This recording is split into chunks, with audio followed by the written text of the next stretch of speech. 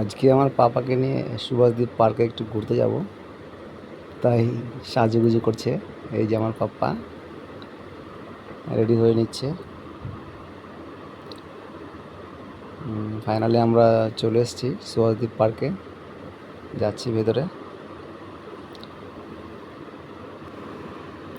বাবু তো হাঁটতে অনেক ভয় করছিল, তা ওর মা ওকে ধরে নিয়ে আসলো। একটু একটু করে হাঁটছে।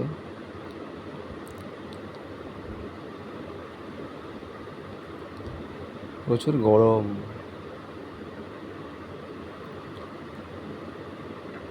হ্যালো বলে দিচ্ছে সবাইকে।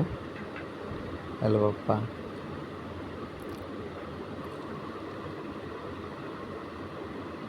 সুভাষদ্বীপ পার্কটা অনেক বড়, ভেতরে যেতে অনেকটা হাঁটতে হয়।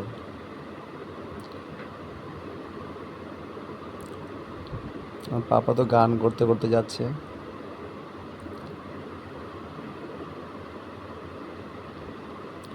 ওর জন্য চিপস নিয়েছি, 2 প্যাকেট চিপস, 2টা কুরকুরে। বসে বসে খাবে। চিপস খেতে খুব ভালোবাসে।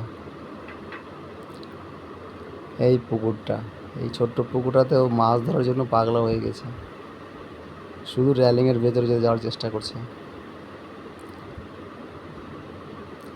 এই দেখো, ছোট ছোট মাছ ছাড়া আছে পুকুরে অনেকগুলো, ওখান থেকে দেখা যাচ্ছে।